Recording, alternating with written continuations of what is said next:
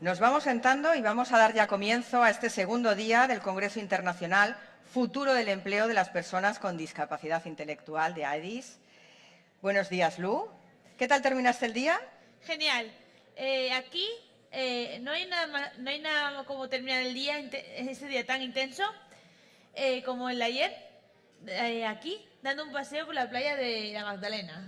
La verdad es que estos congresos es muy interesante la parte que aquí tenemos con nuestros ponentes, pero también aprovechar esos huecos que nos deja el Congreso para disfrutar de esta ciudad. Pero vamos a dejar de hablar de lo bonita que es la ciudad, que yo creo que todos lo comprobarían ayer, dando un paseíto y disfrutando del casino.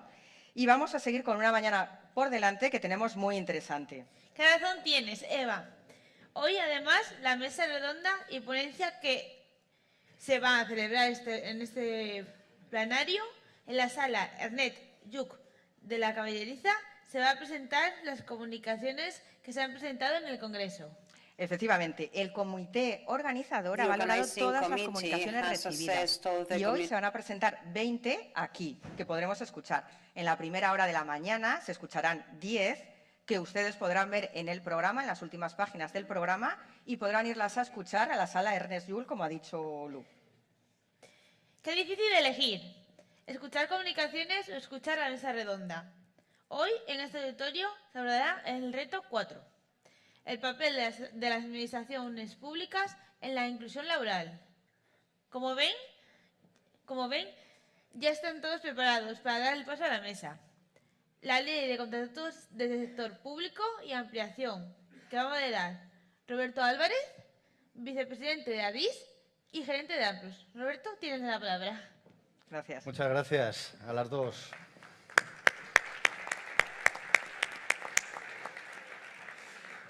Qué gusto, la verdad, tener unas maestras de ceremonias así, ¿verdad? Es una delicia para empezar el día, esta jornada, que ya para algunos es la tercera, para otros la segunda, ¿no? Bueno, pues nos quedan dos retos en este congreso. Uno de los retos relevantes, ¿no? ¿Cuál es el papel de las administraciones públicas en la contratación de personas con discapacidad? Este reto está compuesto por dos partes, ¿no? La primera es la ley de contratos del sector público, la segunda el acceso a la función pública de las personas con discapacidad intelectual, ¿no? Esta mesa, que es la que trabaja o va a tratar todo lo que se refiere a la ley de contratos, una mesa privilegiada, la verdad es que yo estoy súper contento porque tenemos unos ponentes de primer orden, magníficos, que ahora presentaremos. Y bueno, pues sí que hay que decir que como este congreso ya ha venido siendo trabajado también en los espacios precongresuales, ha habido también otra sesión, otro seminario precongresual que ha tratado el tema también en profundidad, con lo cual ya venimos con cierto rodaje, ya venimos trabajados, ¿no? Entonces, de cara a generar conclusiones en esta mesa, yo creo que podemos hacer un trabajo fantástico que nos permita trabajar a futuro desde este congreso en adelante.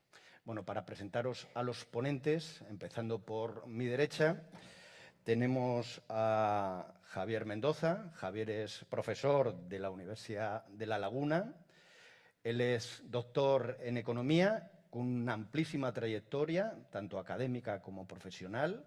Y bueno, pues él es responsable de promover en Canarias lo que es el Observatorio de Contratación Pública, ¿no? En ese sentido, pues bueno, va a ser una experiencia muy interesante porque en esta mesa vamos a tener tres enfoques, cosa que yo creo que va a enriquecer bastante la reflexión final, ¿no? El enfoque, en este caso, que nos va a dar Javier, que es el de la universidad, ¿no? Porque él está en la universidad, pero después pasaríamos a presentar a José Claudio. José Claudio es licenciado en Derecho, también en Ciencias Empresariales. Bueno, él nos va a dar el enfoque también de la administración pública, porque además ha estado muchos años en Cantabria trabajando en la intervención de administraciones locales, con lo cual esa parte que cuando hacemos la preparación nos resultaba tremendamente interesante, porque lo que nos pasa muchas veces a las organizaciones cuando trabajamos precisamente el convencer a los órganos de contratación sobre todo lo que es las características o la puesta en marcha de contratos reservados para centros especiales de empleo e iniciativa social, pues a veces no es sencillo, ¿no? Entonces, José Claudio es vocal del Tribunal Administrativo Central de Recursos Contractuales, con lo cual tiene la experiencia también del tribunal y todo lo que es el trabajo que eso conlleva. Y bueno, pues ha elaborado montones de artículos en relación con el tema. Y también tenemos la suerte, ya en otras ocasiones también ha estado en Santander, de contar con Javier Blanco. Javier Blanco fue uno de los primeros profesionales que, además, desde el sector, porque en este caso hay que decir la importancia, y es el tercer enfoque, desde el sector, empezó a trabajar a través del foro de contratación socialmente responsable, en este caso promovido por la Fundación 11, con lo cual tiene una amplísima experiencia. El foro de contratación responsable, con R, ha trabajado desde hace muchos años en promover, asesorar administraciones, organizaciones y profesionales en esta materia, ¿no? Con lo cual ya son muchos años de experiencia y de trabajo. Muchas gracias a los tres por estar en esta mesa. Es un lujo y es un placer, las dos cosas. Entonces, yo, sin más, porque lo importante es que ellos intervengan, van a hacer sus intervenciones, después haremos algunas preguntas y intentaremos reflexionar para sacar conclusiones que nos ayuden a seguir avanzando. Con lo cual, yo, si me permitís, empezamos por nuestra derecha y le pido a Javier que inicie su presentación. Tienes aquí el mando, él nos va a exponer unas imágenes y, bueno, pues te doy la palabra, Javier, cuando quieras. Bueno, pues muchísimas gracias, Roberto. Muchísimas gracias a la organización por la invitación, por preparar el tiempo también, que sé que no es sencillo.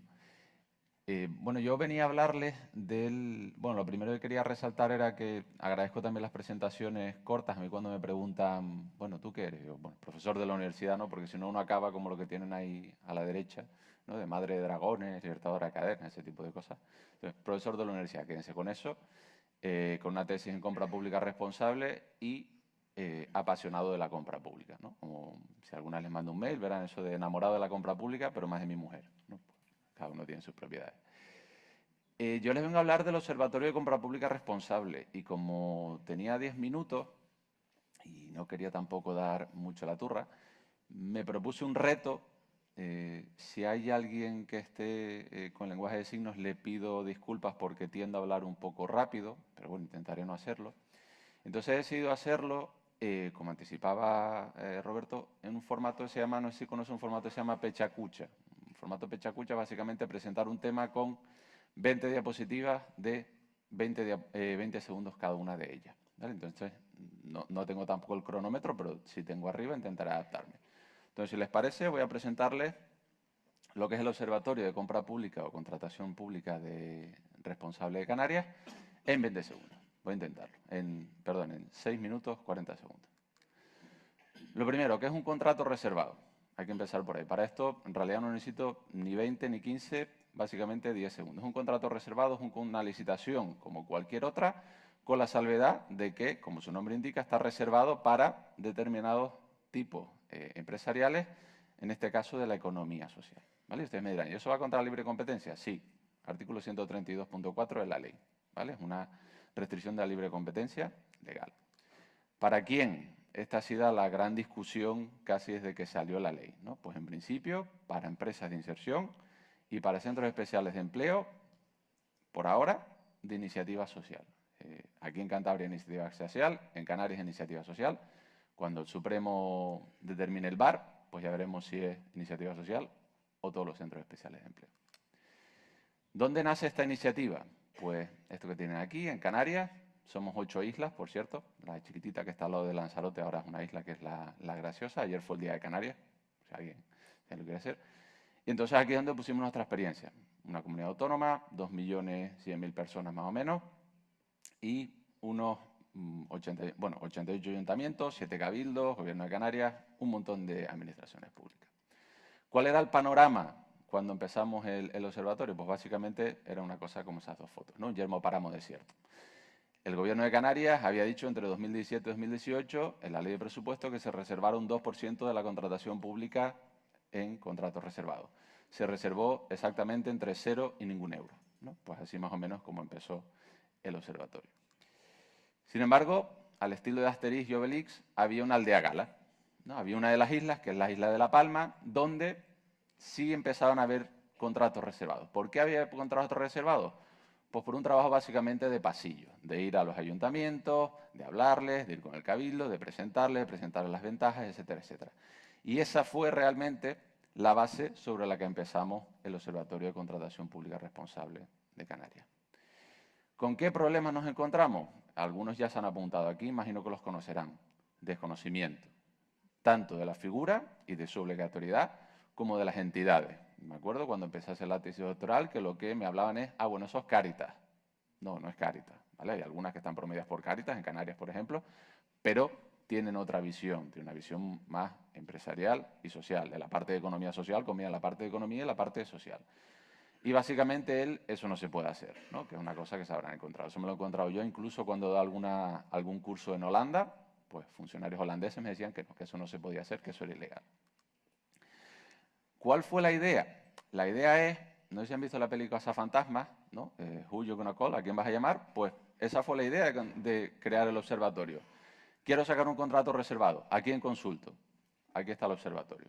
Esa fue la idea básica, la idea de decir, bueno, aquí tiene usted un organismo público-privado, porque ya se los comentaré, pero está financiado por el Gobierno de Canarias, aunque gestionado por una entidad social, que es la Red Anago, que centralizara todas las dudas y todos los posibles servicios que tuvieran que ver con los contratos reservados. ¿Cuáles fueron los primeros pasos? Pues dentro de un proyecto que se llamaba Proyecto Integra, le metimos una parte de compra pública que se llama Integra Responsable. Y básicamente el Integra Responsable lo que trataba de hacer era una difusión de los contratos reservados a través de jornadas, a través de charlas, a través de materiales, etcétera. Incluso para el Cabildo de Tenerife sacamos una guía de contratos reservados, sacamos una guía de cláusulas sociales y ambientales, ese tipo de cosas. Esos fueron, digamos, los primeros pasos. ¿Quiénes eran los componentes? Pues aquí una de las cosas que fue fundamental y que ha sido fundamental ha sido integrar a todas las asociaciones de las empresas sociales que podían optar a la reserva de contratos. Tenemos por un lado a DEICAN, que es la Asociación de Empresas de Inserción de Canarias, por el otro tenemos a ASERCAN, que es la Asociación de Centros Especiales de Empleo de Canarias, y luego tenemos a la Asociación Canaria de Centros Especiales de Empleo. ¿Vale? Saben que la economía social es una gran familia y como en todas las familias, pues hay gente que se lleva mejor, hay gente que se lleva peor, etcétera, etcétera. Pero eso era fundamental, es decir, intentar ir todos a una, a hablar con una misma voz. Esto de aquí, yo siempre pongo una foto de gatitos porque siempre viene bien una presentación, pero básicamente es lo que intentábamos ser, alguien en que la administración pública pudiera confiar, ¿no? Para eso también el hecho de que yo estuviera en la universidad es una ventaja, porque la universidad, aunque muchas veces sé que estamos en nuestra torre de marfil, todavía tenemos ese síndrome de la bata blanca muchas veces de que, bueno, pues damos una cierta confianza, digamos, a lo que se hace. Eso es a lo que queríamos llegar, ¿no? A ser alguien que pudiera fiarse. ¿Cómo fuimos creciendo? ¿Cómo hicimos esa magia? Pues básicamente atacamos en dos frentes.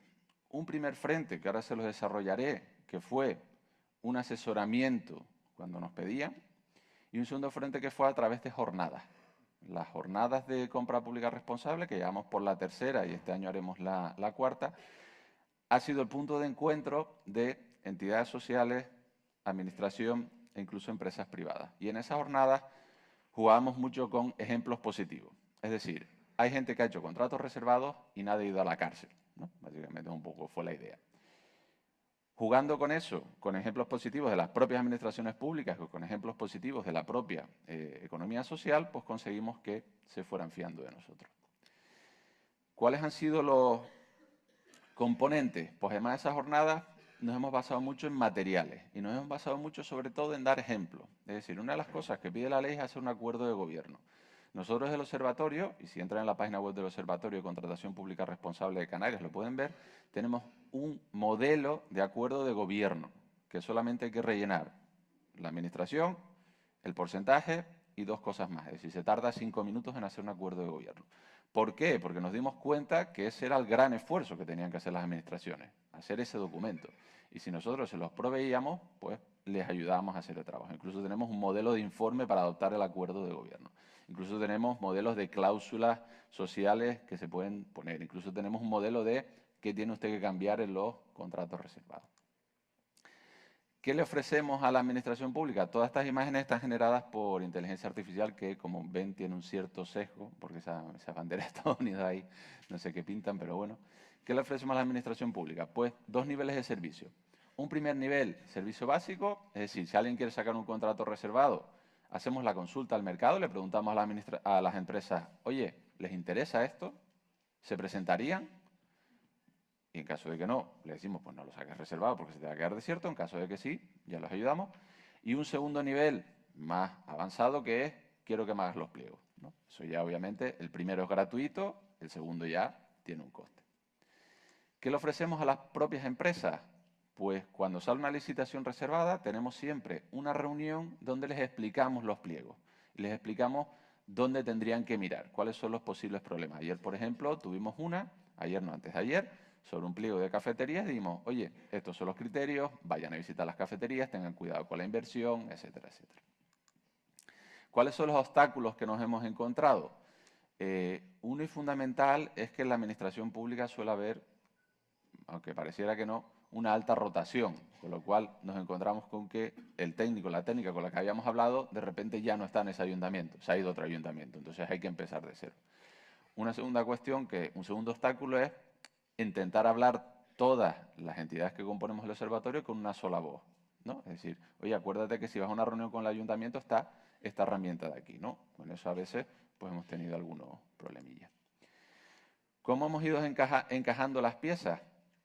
Y ya voy acabando. Pues básicamente ha sido un trabajo de picar mucho, es decir, de repetir, de seguir haciendo las mismas cosas, de ir creciendo poco a poco, de ir consolidando la estructura. Empezamos con una persona a tiempo parcial y yo de apoyo, y ahora ya tenemos pues 3 personas a tiempo completo y yo sigo de apoyo, pero afortunadamente para mí y mi salud mental, pues cada vez delego cosas más como la organización de jornada.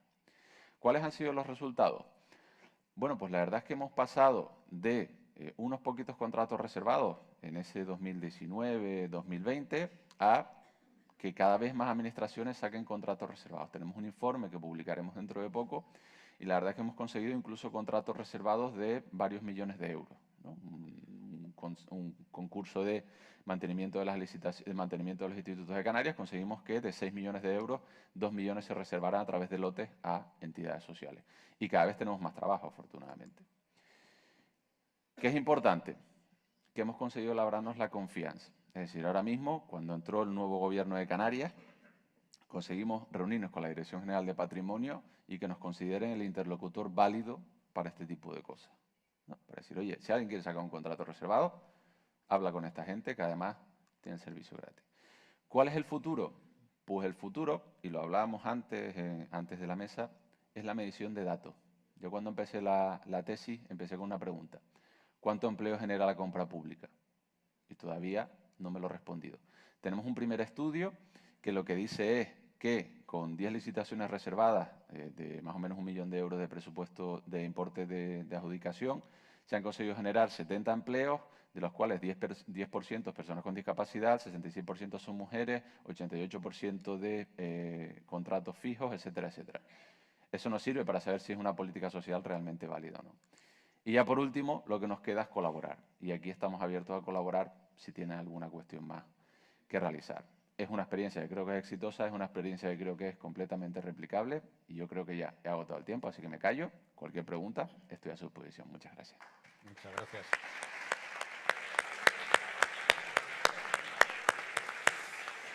Muchas gracias, Javier. A mí lo que nos has comentado me sugiere una cosa. Nos hablabas de la administración pública como elemento clave, esa firma de ese acuerdo, ¿no?, en los territorios donde se comprometan para arrancar con una cuota, ¿no? Pero hay una cosa previa. Una buena sintonía con una universidad que nos ayude, precisamente en el territorio, a hacer lo que hacéis vosotros, ¿no? En definitiva, ¿alguna sugerencia para trabajar con nuestras universidades? ¿Cómo podemos iniciar? ¿Con qué departamentos? ¿Cómo?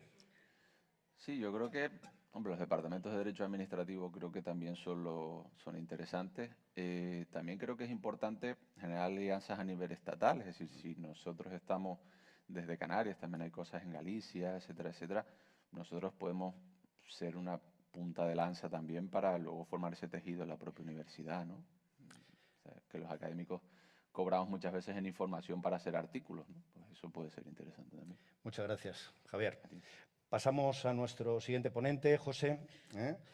La verdad es que tu enfoque seguramente nos va a aclarar muchos aspectos desde el otro lado de la mesa, ¿no? Con lo cual, te paso la palabra y estamos encantados de escucharte. Pues muchas gracias y muchas gracias al Congreso. Tengo que decir que la organización, en lo que a mí respecta, ha sido espectacular. O sea, que de los mejores congresos a los que he asistido, sobre todo por el mimo con el que se ha tratado todas las fases previas, toda la preparación.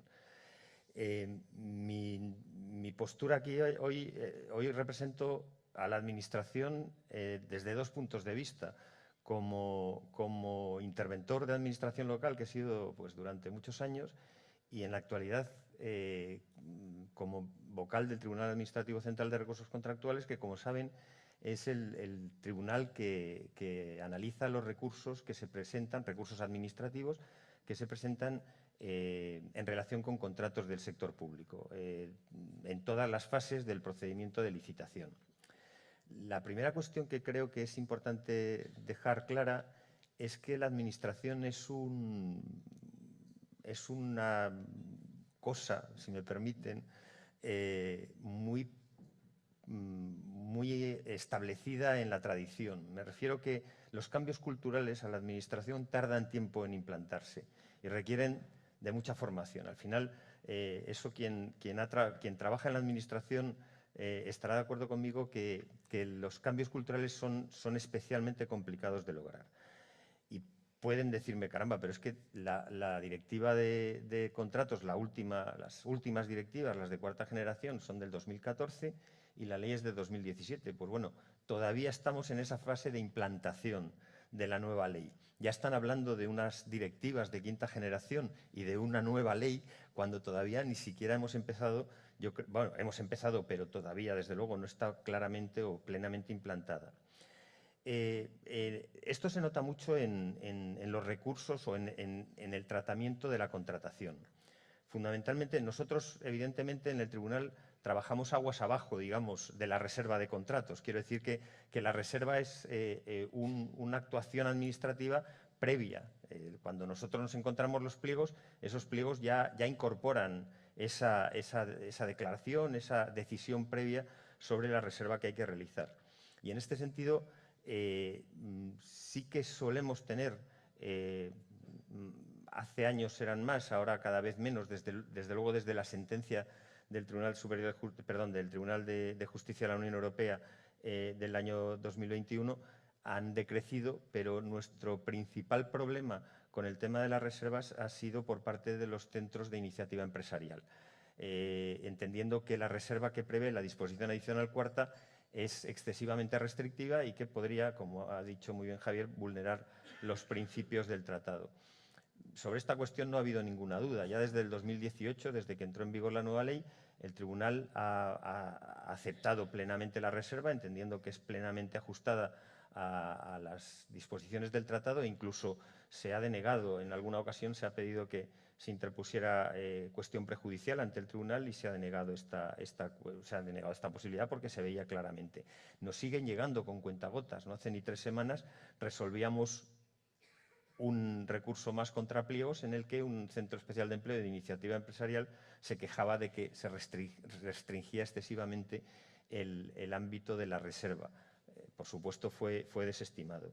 Una cuestión que sí ha surgido en los últimos años, los últimos 2 años, es la reserva de la disposición adicional 19ª de la Ley 7/2022, de la Ley de Economía Circular.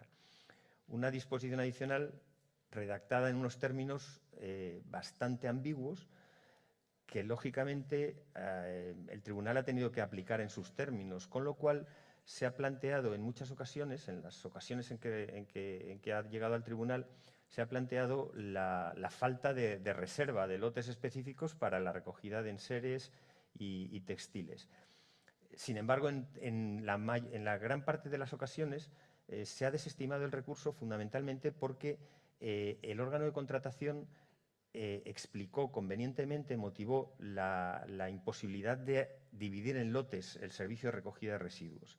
Este es un tema muy importante que enlaza con lo que van a ser mis conclusiones posteriormente, porque el problema fundamental de esta reserva es que va dirigida a un aspecto muy determinado de la recogida de residuos, lotes generalmente para los ayuntamientos medianos y pequeños, muy pequeños, y que resulta antieconómico plantear un lote específico para estas cuestiones. Es verdad que frente a esto la única posibilidad que yo veo es la de formación. Los ayuntamientos todavía no han empleado o no se han adherido plenamente a la posibilidad de la colaboración horizontal, es decir, contratar conjuntamente a un nivel territorial más amplio que del ayuntamiento este tipo de prestaciones, de forma que tuvieran un volumen suficiente que justificara su contratación separada. Sí que se ha utilizado y se ha aceptado por el tribunal que este tipo de reserva, la reserva específica, insisto, de la Ley 7/2022, se realice a través de condiciones especiales de ejecución. De tal manera que en estas condiciones se obliga a la subcontratación de centros especiales de empleo para la ejecución de estas tareas. En lo demás, digamos, estamos, y se nota en la actividad del tribunal, se está empezando a generalizar, digamos, una mayor sensibilidad hacia lo que se llama la compra pública estratégica y especialmente en el aspecto social. Hay una cuestión importante cuando uno se lee pliegos de contratos o de procedimientos de licitación, y es que en general las cuestiones o los aspectos sociales, los aspectos medioambientales, quizás los aspectos medioambientales, la Unión Europea ha tenido una actuación mucho más beligerante en este punto, y de tal manera que están siendo mucho mejor incorporados a los procedimientos de licitación. Pero en lo que es los aspectos sociales se nota todavía que estamos en una fase relativamente primaria, ¿no?, del proceso, porque realmente uno se lee los pliegos y los aspectos sociales no cuadran con los pliegos. Parecen haber sido arrojados al pliego una vez terminado. Alguien ha dicho, ostras, faltan los aspectos sociales. Y se ha puesto lo primero que se ha considerado, ¿no? Venía comentando yo antes que es muy habitual que en las condiciones especiales de ejecución, que como saben deben ser incorporadas necesariamente condiciones de tipo social, de tipo medioambiental en todos los contratos, haya condiciones tan sorprendentes como que se cumpla el convenio colectivo, o cuestiones que dices, es que eso no es una condición especial de ejecución, es que eso lo tiene que cumplir sí o sí el licitador, ¿no? Entonces, estamos en una fase todavía relativamente temprana en esta integración de los aspectos sociales. Lo mismo pasa, por ejemplo, con los criterios de adjudicación. Los criterios de adjudicación de tipo social todavía se nota que son demasiado artificiales, y muchas veces los hemos tenido que anular precisamente por esta falta de conexión con el objeto del contrato. En un par de semanas el Pleno del Tribunal sacará una resolución precisamente sobre criterios de adjudicación de tipo social, en la que manifestamos nuestra postura, y es que es fundamental que se cumplan los requisitos del artículo 145 de la Ley de Contratos del Sector Público, es decir, que realmente estos criterios estén vinculados al objeto del contrato y contribuyan a la medición de la calidad del contrato en su conjunto. Por lo demás, quizás también se ha planteado alguna cuestión en relación con las ofertas anormalmente bajas, pero creo que esto realmente carece no tiene litigiosidad posible. Es decir, hemos aceptado sistemáticamente los beneficios fiscales y en cuanto a las cotizaciones a la Seguridad Social de los centros especiales de empleo, no hay ningún problema con ellos a efectos de justificar bajas. Y también hemos aceptado la posibilidad de justificar la baja en un contrato plurianual a partir de la situación existente del Centro Especial de Empleo, de los beneficios fiscales que tiene en ese momento, asumiendo que si se han venido percibiendo, lo serán en el futuro. En conclusión, sobre estas pinceladas que he preparado un resumen que supongo que les harán llegar, y digamos como colofón un poco de mi experiencia en las dos partes de la barrera, si quieren, dentro de la administración, yo creo que el problema fundamental que se percibe en la contratación es fundamentalmente que estamos ante un modelo de contratación que es una cuestión que todavía estamos, digamos, en fase de asimilarlo. La contratación pública se ha convertido en una cuestión técnicamente compleja, que requiere profesionales muy especializados. Esto es algo que todavía no está interiorizado en las administraciones públicas y tengo que decir que tampoco entre los licitadores. Hay de todo, naturalmente, pero sí es verdad que se aprecia a veces una cierta falta de comprensión de la complejidad del proceso. Por lo tanto, ¿cuál es la solución? Y me estoy refiriendo a los aspectos, lógicamente, puramente sociales. La formación. Es verdad que se puede formar a los técnicos especializados en contratación en aspectos sociales, pero hay que formar, digamos, a todo. La formación de la Administración pasa por incorporar la compra pública estratégica en dos aspectos o en dos ámbitos que yo creo que son fundamentales. La de la intervención, los que estamos ahí al final del proceso viendo que se cumple todas las cuestiones legales exigibles, y luego la asesoría jurídica, lo que son secretarios en el ayuntamiento, asesores jurídicos en el resto de administraciones públicas. Ahí es donde yo creo que todavía está poco interiorizado el tema de la contratación estratégica. Y, por supuesto, en el otro lado de la barrera, yo sí que creo que es fundamental que tengan en cuenta que lo que acabo de decir, la contratación pública es una función muy especializada, cada vez va a serlo más. La Unión Europea ha sacado hace poco un marco de competencias extraordinariamente exigente para los futuros profesionales de la contratación pública y desde el punto de vista del licitador hay que tener en cuenta que esto es una cosa compleja y que se requiere gente especialmente formada en estas cuestiones. Y por mi parte, nada más. Muchas gracias.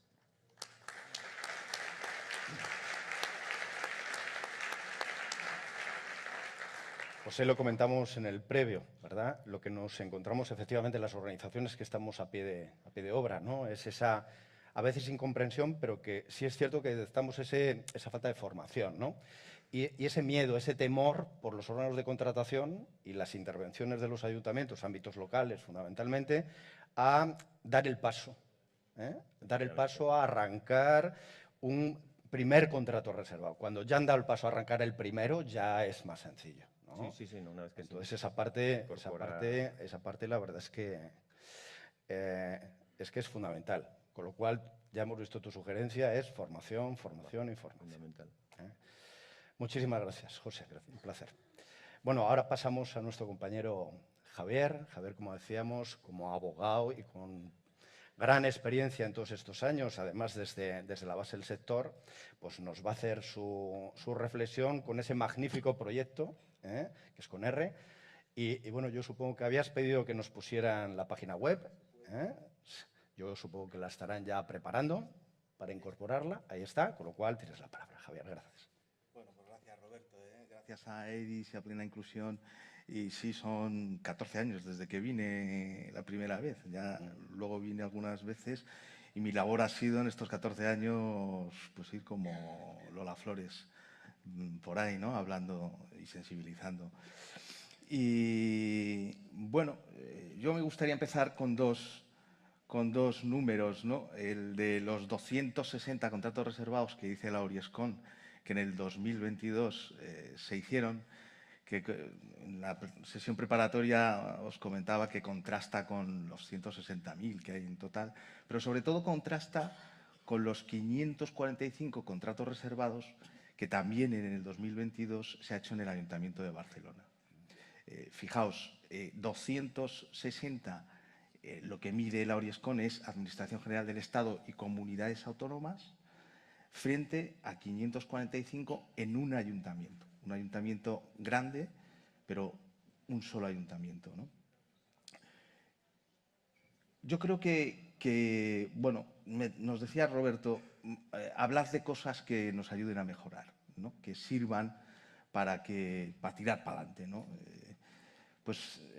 Yo voy a hacer ese esfuerzo, ¿no? Más que enredarme en cuestiones doctrinales o judiciales. En estos últimos años en el foro hemos hecho un proyecto con la colaboración de Fundación 11, Inserta y FEACEN de esto mismo que decía José Claudio, ¿no? Y no es otra cosa que formar, ¿no? Y también hablaba Javier, el formar a las propias entidades, sensibilizar a las administraciones, buscar y revolver en la información qué es lo que se puede sacar en las plataformas y tratar de sacar buenas conclusiones. Nosotros, antes de contar un poco las conclusiones de estas 21 seminarios que hemos hecho en este último año, ¿no? Por Galicia, Castilla-La Mancha, Andalucía y Murcia, que era donde teníamos el proyecto. Partimos de tener claro que el fundamento de la reserva es lo que dice el artículo 20 de la Directiva 2014-23 y su considerando 36, ¿no? Que es la mejor forma de generar empleo para las personas con discapacidad. Y, sobre todo, la forma para ayudar a las entidades a competir en el mercado abierto, ¿no? Entidades que, como los centros especiales de empleo de iniciativa social, pues se ve que tienen dificultades, ¿no? O bien porque son pequeñas o bien porque el empleo que dan es a personas con discapacidad intelectual, ¿no? Parece que está pensada expresamente esta figura para este tipo de entidades, ¿no? Y es una excepción justificada a la concurrencia. Y justificada por eso, ¿no? Porque su capacidad de generación de empleo por medio de estructuras estables. Y digo esto porque el bien jurídico superior es la generación de empleo por medio de estructuras estables, que es a lo que se refiere la nueva redacción del 43.4 de la Ley General de Discapacidad, que introduce la nueva definición de los CEIs, ¿no? De los Centros Especiales de Empleo, de la disposición final 14 de la Ley de Contratos. La mayoría de la participación tiene que estar hecha por entidades sin ánimo de lucro, que ya sean públicas, privadas y que participen de forma directa o indirecta, ¿no? Parece que el legislador está pensando que el dinero público, luego con la segunda característica de que se reinvierta, no vaya a manos privadas para otros fines que sean distintos a la inserción de personas con discapacidad por medio de esas estructuras estables, ¿no? Y digo esto para salir del paso del porqué de tanta conflictividad, ¿no? Nosotros llega un momento que dices, no entendemos ciertos recursos, no entendemos por qué, ¿no? Y bueno, las conclusiones de todos estos seminarios, ¿no? Muy brevemente. Es posible limitar, aunque sea de forma indirecta, los efectos de la subrogación, ¿no? Comentábamos en la previa. Se pueden reservar contratos reservados de actividades intensivas en recursos humanos, limpieza, etcétera, ¿no? Un ejemplo es el que os contaba del Ayuntamiento de La Coruña, que haciendo actividades previas de desplazamiento de trabajadores a edificios, a ubicaciones dentro del ayuntamiento, pues genera la posibilidad de hacer un lote en un edificio para el cual contratar un contrato reservado de un servicio de limpieza sin poner en el riesgo al Centro Especial de Empleo de Iniciativa Social adjudicatario de perder el porcentaje del 70% de personas con discapacidad en su plantilla que obliga a la ley, ¿no? Con lo cual es perfectamente posible. ¿Hay que hacer trabajo previo? Sí, pero es posible.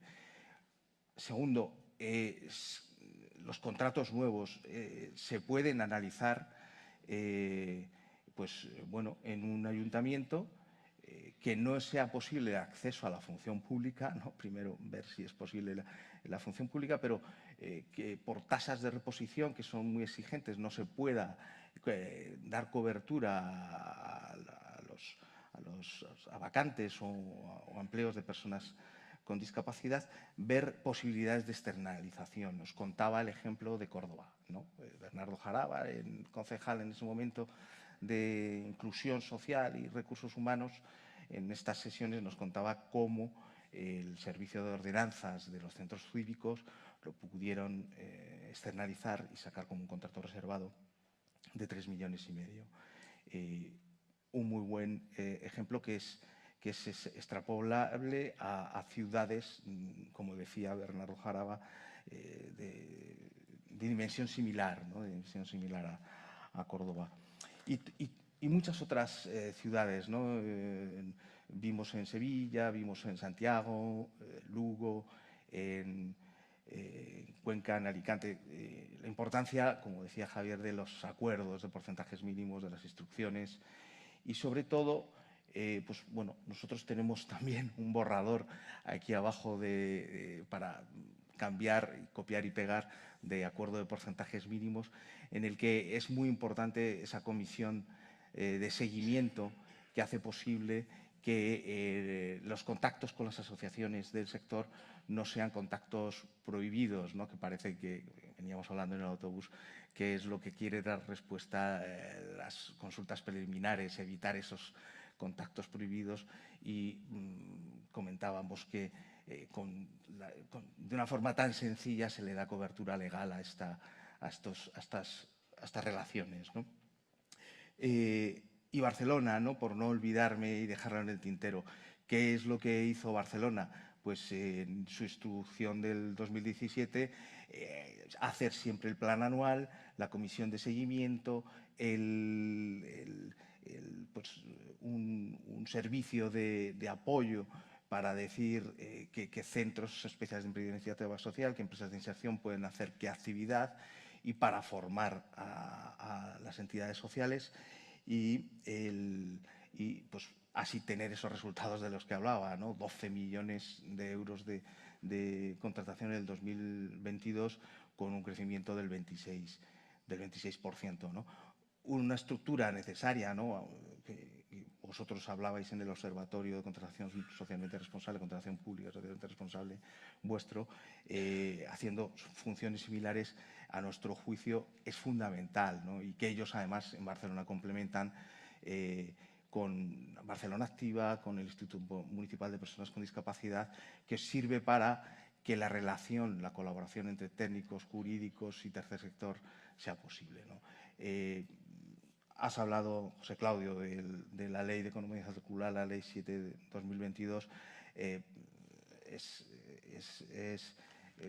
fundamental explorar esa obligatoriedad de que al menos el 50% de los servicios de traslado, de recogida, de tratamiento de los residuos textiles y muebles y enseres se explote con esa solución de la prestación conjunta de servicios, que es difícil, ¿no? Yo creo que se necesita ahí mucha sesión de universidades y de formación para poder hacer realidad eso, pero me llama la atención la importancia de motivar si no se hace eso, y que esa motivación acabe con las posibilidades de los recursos especiales que posibilita la propia ley, ¿no?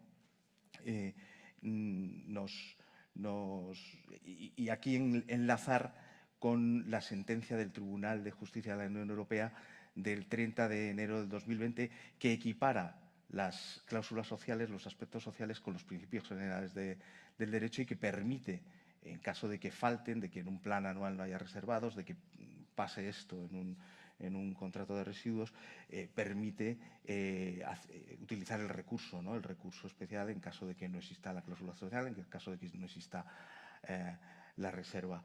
Y voy terminando, ¿no? Otra resolución de tribunal, la del Tribunal de Contratos Públicos de Madrid, creo que era la 191 del 2021, permitía la contratación separada, ¿no? De centros. Decía, bueno, se puede, como dice la ley, la literalidad de la ley, hacer la reserva a centros especiales de empleo, iniciativa social, IEIs y empresas de inserción, pero también se puede hacer de forma individualizada porque son realidades distintas, porque tienen distinta estructura de costes, distintas actividades. En nuestra opinión, también esto daría la posibilidad de plantearse hacer incluso una reserva Centro Especial de Empleo de Iniciativa Social que dé empleo a personas con discapacidad intelectual y, por supuesto, explorar lo que hablabas tú, las condiciones de ejecución, porque para nuestro entender son perfectamente posibles, que valoren la mayor integración de personas con discapacidad y, sí, con más dificultad los criterios de valoración. En la web que ponemos en la pestaña de CEIS, recomendar también la guía que hemos hecho este último año y que está ahí no solamente para ayudar a las dos partes, ¿no?, a la administración pública y a las entidades sociales en los procesos de reserva, sino ayudar en todos los momentos de cualquier contratación en las que hablamos también de este tema de las bajas temerarias, ¿no?, de cómo justificarlas y muchos otros temas muy interesantes. Y yo, por mi parte, para no seguir agotando, lo dejo aquí. Muchísimas gracias, Javier. Sí. Hay que pensar que esta mesa la hemos iniciado un poquito más tarde, ¿no?, porque hemos dado la posibilidad de que eso no implica que vayamos muy justos de tiempo, ¿eh? Con lo cual, para plantear determinadas cuestiones, a mí se me ocurren en los ámbitos que hemos comentado, porque efectivamente aquí partíamos de que la ley de contratos del sector público incorporaba dos elementos fundamentales, entre otros, como el que habéis comentado, la cláusula social, evidentemente, que las organizaciones y centros especiales de empleo podrán acceder a otros contratos no reservados, ¿no?, con cláusula social, y los contratos reservados para centro especial de empleo, de iniciativa social. Pero yo siempre me he preguntado, la disposición adicional cuarta establece, evidentemente, la cuota de reserva del 10% para la Administración General del Estado, ¿no? Hay comunidades que hayan podido conseguir acuerdos de reserva para los territorios o las administraciones locales, Javier. ¿Comunidades? Comunidades autónomas. En vez de Administración General del Estado, Sí. ¿existe la posibilidad? Por contar un poco nuestra experiencia en Canarias, tuvimos eso que les comenté de las leyes de presupuesto del 2%, que no sirvieron para absolutamente nada. Entonces, claro, la pregunta siempre que hacen las empresas sociales es ¿qué pasa si no se cumple?, ¿no? Bueno, pues básicamente nada. Entonces lo que decidimos fue hacer presión, fuimos a la prensa, ¿no? Entonces hicimos una entrevista donde dijimos, en Canarias hay un potencial de reservar, no me acuerdo cuánto era, 60 millones de euros y hemos reservado $500,000. Inmediatamente el Servicio Canario de Empleo descolgó el teléfono, nos llamó y dice, vale, vamos a hacer un acuerdo de gobierno, ¿no? Y al final hicimos ese acuerdo de gobierno que se reservó un 2% del anexo C, fue un poco raro. ¿Qué otra cosa conseguimos? Y que es otra estrategia que a nosotros nos ha funcionado. En Canarias fomentamos, se pasó una ley de economía social y aprovechamos esa ley de economía social para decir, se recomienda que todas las administraciones públicas reserven al menos un 0,5% de contrato, ¿no? Entonces también usamos esa vía legal para, por lo menos si alguien tenía la duda de cuánto tengo que reservar, decir, mira, tienes la ley de economía social, el mínimo recomendado es el 0,5%. Que de nuevo es un mínimo. Nada impide que puedas ir por arriba. Es decir, si reservas el 0,5, muy bien. Si reservas el 1%, mejor todavía, ¿no? Muchas gracias, Javier. Sí, por añadir aquí, no solamente las comunidades, o sea, vamos, yo creo que de las últimas que quedaban eran Murcia, ¿no?, por incluir regulación, pero la tiene, todas las comunidades autónomas la tienen. Donde hay que hacer el trabajo es en los ayuntamientos, ¿no? Por eso son muy útiles estos borradores que tenéis en el observatorio, el que tenemos nosotros. En Cosital también hay muchos pliegos y es donde hay que hacer el trabajo, ¿no?, a nivel ayuntamiento, ¿no? Por eso yo empezaba explicando que la Oriescon lo que analiza es lo que hace a nivel autonómico y a nivel de la Administración General del Estado, ¿no?, y que no se mete En el seminario que hemos tenido en los precongresuales, uno de los aspectos que nos quedaba claro, ¿no? El contrato reservado es una excepción, ¿no?, a la competencia, es una excepción. Sin embargo, pues, la litigiosidad que hemos ido viendo con los centros especiales de empleo, iniciativa social, iniciativa empresarial, pues a mí también en la operativa nos surgían dudas. La acreditación del cumplimiento de las condiciones que establecen la normativa en la definición de iniciativa social, de centro especial de iniciativa social, cuando parece que es un centro especial de empleo de iniciativa empresarial, ¿no? Se planteaba alguna pregunta en los foros y era, si yo me quiero convertir en un centro especial de empleo de iniciativa social, siendo iniciativa empresarial, ¿qué tengo que cumplir?, ¿no? Y dice, pues los aspectos de no ánimo de lucro y, evidentemente, el que tener los estatutos o demostrar la reinversión del beneficio, ¿no? Ahora, a mí siempre lo que me ha preocupado es estas cosas después cómo se demuestran, ¿no? Pero bueno. Es el caballo de batalla, ¿no?, que también la iniciativa privada reclama, ¿no?, y que dice, bueno, pues cómo acreditar o cómo pedir que se acredite la reinversión si luego no se hace, ¿no?, si luego no se pide. Pero realmente ahí está, ¿no? Yo siempre digo, bueno, pues si se quieren reconvertir en iniciativa social, ¿por qué no lo hacen? ¿Por qué ha habido tanta...? Javier decía, bueno, pues vamos a esperar, ¿no? Es verdad que está a punto de citar de señalar la sesión, pues están acumuladas los recursos de casación del Tribunal Superior de Justicia del País Vasco, las dos sentencias desfavorables que hay, y con la de Cataluña del 14 de febrero de 2022, y pronto habrá una solución. No sé, supongo que también habrá recursos de las sentencias favorables a la iniciativa social de Castilla y León, de Murcia y de Madrid, y también lo veremos. Yo, en ese sentido, yo estoy muy confiado porque ya hay una sentencia en otra, ¿no?, en otro área, ¿no?, que es la social, con otro tema, que es el tema del tratamiento distinto en la aplicación del convenio, y que habla de que está justificada el tratamiento desigual por precisamente este tema, ¿no?, la reinversión del beneficio, que no es lo mismo no tener que reinvertirlo que reinvertirlo. Pero a mi juicio, lo importante ya no es ni esto, ¿no? O sea, lo hablamos en la previa. En el foro hay grandes entidades que tienen centros especiales de empleo de iniciativa privada y podemos hablar, ya no nos preocupa esto. El problema es unirnos y hablar de lo que tenemos en común, que es mucho más de lo que tenemos, de lo que nos diferencia, ¿no? Y os comentaba en la previa, hay muchas cosas que hacen que se generen tensiones financieras a las grandes empresas, a las pymes, y que expulsan a la economía social del mercado de la contratación pública, ¿no? Las prórrogas forzosas, el no trasladar los costes salariales, la imposibilidad a los precios, la sucesión, la subrogación.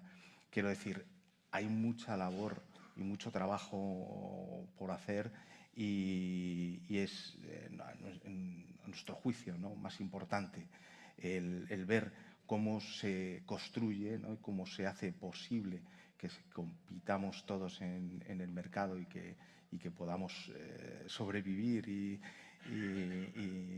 que no se tengan que extinguir o que cerrar empresas, que perder el tiempo, ¿no?, en estas cosas que ya dirán los tribunales. Muchas gracias, Javier. Se nos ocurren muchísimas preguntas, pero ya el tiempo se nos ha acabado, hemos apurado. Solo queda daros las gracias a los tres. Ha sido un placer poder compartir este tema tan relevante, porque es una oportunidad que consideramos básica para el futuro del acceso al empleo de colectivos de especiales dificultades de acceso, ¿no?, personas con discapacidad intelectual. Así que un aplauso, por favor, y gracias.